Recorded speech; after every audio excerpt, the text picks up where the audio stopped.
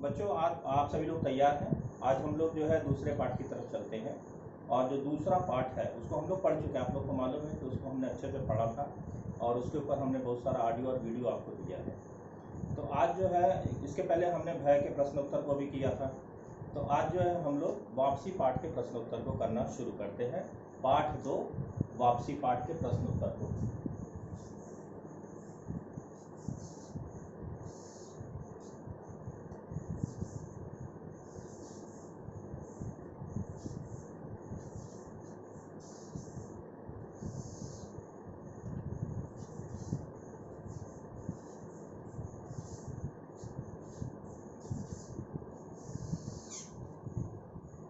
इस पाठ के प्रश्नोत्तर को हम लोग करना शुरू करते हैं। और वापसी पाठ में आपको मालूम है कि किस तरह से गजाधर बाबू जो है 35 साल की नौकरी करने के बाद अपने घर वापस आते हैं, इस उम्मीद के साथ कि घर में उन्हें सुकून मिलेगा, प्रेम मिलेगा, प्यार मिलेगा। लेकिन ऐसा कुछ भी होता नहीं है। एक उनकी वो वापसी होती है, फिर घर में जब परेशान होते हैं फिर अपने मुकाम पर वापस जाते हैं जहाँ पर मिल में नौकरी करने के लिए मजबूर होते हैं।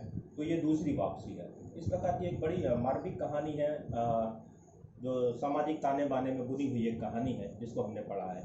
तो इसका पहला प्रश्न है, गजाधर बाबू किस नौकरी से रिटायर हुए थे? तो आप सभी लोगों को मालूम है कि गजाधर बाबू जो है रेलवे में नौकरी करते थे। तो हम इसका आंसर लिख सकते हैं कि गजाधर बाबू रेलवे की नौकरी से रिटायर हुए थे। ठीक है बेटा। और दूसरा प्रश्न है, परिवार वालों ने गजाधर बाबू के रहने की व्यवस्था कहाँ की थी? तो सबसे पहले तो परिवार वालों ने गजाधर बाबू के रहने की व्यवस्था बैठक में की थी। वहाँ पर कुछ कुर्सियों को हटा के वहाँ उनकी जो है खटिया बिछाई गई, खाट बिछाया गया और वहाँ पर उनके रहने की व्यवस्था की गई थी। लेकिन वहाँ पर भी जब बड़े बच्चों को परेशानी होने लगी, बहू को परेशानी होने लगी, यहाँ तक कि पत्नी ने भी इस परेशानी का अनुभव किया, तो फिर जो है गजाधर बाबू के बिस्तर को उठाकर जो है कोठरी में रख दिया गया। कोठरी माने एक भंडार खाना था जहाँ पर अचार और दूसरी और चीज़ें, राशन वगैरह रखी हुई थी। वहाँ पर उनके रहने की व्यवस्था कर दी गई। और तीसरा प्रश्न है, गजाधर बाबू ने अपनी नौकरी में कितने वर्ष अकेले व्यतीत किए? तीसरा प्रश्न है कि कितने वर्ष उन्होंने रेलवे की नौकरी करते हुए अकेले व्यतीत किया? तो गजाधर बाबू ने लगभग 35 वर्ष अकेले रहते हुए रेलवे में नौकरी करते हुए व्यतीत किया। तो ये छोटे छोटे आंसर है, आपको एक एक लाइन में इसका आंसर देना है और आराम से इसका उत्तर देकर आप लिख सकते हैं। तीसरा प्रश्न है, गजाधर बाबू के लिए मधुर संगीत क्या था? अब जो व्यक्ति जहाँ पर 35 वर्षों तक रह रहा है तो वहाँ की दिनचर्या में जो कुछ भी शामिल है वो सब जो है उनके जीवन का मधुर संगीत है।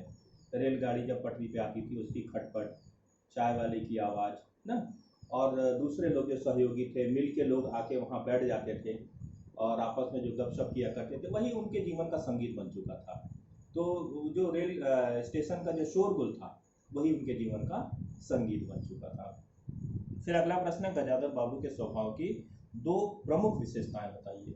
तो बड़े कर्मशील थे, मेहनती थे, परिश्रमी थे, निस्वार्थ भाव से सेवा कर रहे थे और सबसे बड़ी बात थी कि वो स्नेही स्वभाव के थे। यही कारण है कि गणेशी से लेके आसपास के सभी लोग जो है उनके पास आते, उनकी सेवा करते, मिल के बहुत सारे कर्मचारी आकर वहाँ बैठ जाते। तो इस प्रकार का उनका स्नेही स्वभाव था।